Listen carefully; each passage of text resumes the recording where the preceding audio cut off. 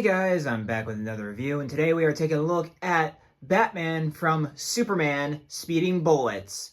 Let's get a better look at that packaging, shall we? Here is the packaging. Up here we of course have the contents, which we will get to in a little bit. Down at the bottom we have the DC Multiverse logo there, and the nameplate, Batman nameplate right there. This of course retailed for $30, which I got from the Toy Pit down in Indianapolis. Shout out to Seth for recommending us to take a guy's trip down there. Really cool stuff. On the side, we of course have the Batman nameplate again. Up at the top, we have the DC Multiverse logo right there. McFarlane Toys logo down at the bottom. On the back, we have a picture of the figure because this was released, I think, back in 2022, and this was one of those figures that was like, if I see it in the wild, I'll get it. And I never really saw him in the wild. And then I saw him down at the Toy Pit, and I was like, why not? So I did. But you, of course, have the nameplate for the character, which is Batman from Superman Speeding Bullets up there. Down at the bottom, you, of course, have the DC Multiverse logo right there. You, of course, have the McFarlane Toys social media pages. Of course, follow them on Facebook, Twitter, and Instagram. Really good resources for pre-orders and stuff like that. Really helpful. Staying on top of this line here. And then on the side, you of course have Batman from Superman Speeding Bullets. Yet again, up at the top, you have the DC Multiverse logo up there. On the bottom, you have the McFarlane Toys logo down there. Up at the tippy top, you have the 22 moving parts, another McFarlane Toys logo, and the window at the top of the packaging. On the bottom, you of course have the Batman and Superman legalese down there, which is an interesting thing for seeing all these legalese packagings there. And of course the barcode for all you barcode hunters out there, but I'm assuming the people who want this figure already have them. But anyways, guys, let's get this dude out of the packaging. And here is Speeding Bullets Batman out of the packaging there. And of course, before we take a look at the figure himself, we're of course going to take a look at the other contents. So up first here, we have the signature card that every DC Multiverse figure comes with. And of course has action figure photography back when they were still doing that. And around 2022, I think is when this was released. Let me know in the comments if I'm wrong, but I'm pretty sure it was around 2022. And on the back, you of course have, basically the Batman in this is actually Superman. And yeah, basically, as you see in the bio, Kal-El lands on, instead of the lawn of John and Martha Kent, he lands on the lawn of the Waynes. So the Waynes just don't have kids. And then, of course, the origin of Batman takes place. And so he ends up, becoming Batman. And basically becomes like a, and then he basically becomes like, the Batman we know. And then, at least throughout the course of the story, he ends up becoming Superman by the end of it. And it's all very nice and stuff like that. But the main gripe I have against the story is that it treats Batman like his emo phase, which I'm not that huge of a fan about. But then he also comes with a flight stand, because he is Superman. So only Superman apparently gets flight stands in the McFarlane line. So you got to continue that tradition. And it, of course, comes with two pieces. And then you just slide it in there like so till you hear a click, and then you've got your nifty flight stand here. And this flight stand is honestly very stiff and I like it. But yes, and of course with the articulation, it can of course hinge up and down as well as rotate all the way around for it, and also of course clamp in and out, so you can clamp the figure's waist. But overall, I really like these flight stands. I really do. And I'm glad I have another one. And then he comes with one accessory that actually does something for the figure. And that's fist hands. because if you see on the actual figure, he has those gesture hands. But here he has fists, so he can be Batman and beat on some criminals that he finds in an alley or something. Let's take a look at the figure. And overall, I like the design quite a bit. This design actually bangs, in my opinion, because you, of course, have the mask with the no showing mouth. So this would honestly make a great Batman Beyond, like an older Batman Beyond head sculpt. Something like that would be really cool. But then you also have the white eyes. Nice, short enough ears, but also long enough ears right there. It's that middle spot where it's like, it's not too long, it's not too short. Like the length of the ears there. And then to hints at his future, which I love, and it's the complete encapsulation of this entire story and figure himself, is the Bat logo, but it's in the shape of an S, like it's the Superman logo, and I just love that. But it's slightly placed janky on mine, because you can notice the cut hole right there. So if they would have just shifted it a tiny bit more that way, it would have been more symmetrical, like so. And then for some weird reason, he has a lot of and believe me, I haven't read Speeding Bullets. I think because I got the Elseworlds Batman Collection Volume 1. I think that might be in it, but I'm not sure. It seems like more akin to be in the Elseworlds Superman collection, but I think it might be in my Batman collection, so it might be on the radar soon. But he has like these kind of lines going down the whole outfit right there, which gives a sense of dimension and not just gray spandex. And then with the standard kind of, this is more the 80s kind of blue, like not Nightfall, not as dark as Nightfall, but it's still like hints of the Neil Adams and Denny O'Neil bright blue of the character. And then you have this weird Nightwing inspired looking belt here, something that looks like Dick Grayson would wear as Batman. Very futuristic-y kind of belt there.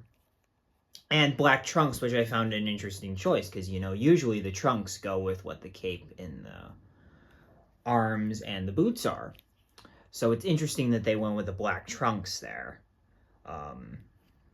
Very interesting stuff there. And then, of course, on the bottom, you have a Buccaneer-style boot, which I find very interesting choice right there. And then you, of course, have the rivets going down the boots as well.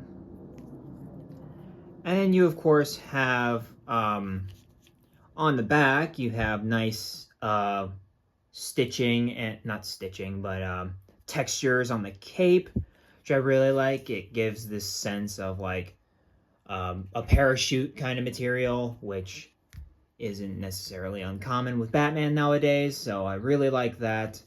I really like overall the way it's sculpted. It gives a sense of dimension while also kind of leaning towards more of a standing than like a cape flowing kind of thing, which is the problem with the plastic capes, and a reason I'm happy Todd has moved to wired capes. But overall, I'd say it's a solid buck overall, and from what I gather, it does the source material justice, so I'm glad that more Elseworlds Batmen are coming out there. And this is properly Elseworlds. It's like Kingdom Come, Gotham by Gaslight. They're all under the Elseworlds banner, so it's cool to see a lot of those Elseworlds characters come to life in figure form, sometimes for the first time, which I think is the case with him. I think he has never been offered a figure, unlike Kingdom Come, which has, like, I think 3. But for the articulation, he, of course, looks up that far with the head, looks that far down, rotates his head all the way around, nice head pivot, stereotypical double ball peg things right there. For the shoulder, he has a nice butterfly joint right there. He can move his arm that far out, rotate it up that far, back about that far. He has bicep swivel, double jointed elbows right there, which... And then you, of course, have the McFarlane wrist joints, which, of course, include in and out rotation like so. And I do like the fact that the open palm hands are more like claws to simulate a bat. So that's interesting. And then you, of course, rotate it to get more of the roll of the dice hinge. So you have the best of both worlds, which I love these wrist joints. They're amazing. And then for the abs, he can, of course, crunch very decently down, pretty far back. This is like the perfect range, I feel. Like that far forward, that far back. Yeah, just ape off of this. I don't get why they haven't done that since. And you, of course, for the legs, have standard McFarlane legs down there with the rubber diaper, which, of course, he can move that far forward, that far back. He has thigh pivot. Oh, that's stiff. Oh, I'm going to have to... Oh, no. Oh, there we go. It was just, yeah, a bit stiff. But it is in there. It is in there. And then you, of course, have the knees like so. And, of course, have the ankles that hinge up and down, as well as pivot like so. And you, of course, can rotate at the bottom, at the top, I mean, and then ankle pivot at the bottom. And you, of course, have toe articulation like so, and then peg holes at the bottom of the feet. And here we have Speeding Bullets Batman compared to some other Batmen throughout the multiverse. We, of course, have Flashpoint Thomas Wayne Batman right there.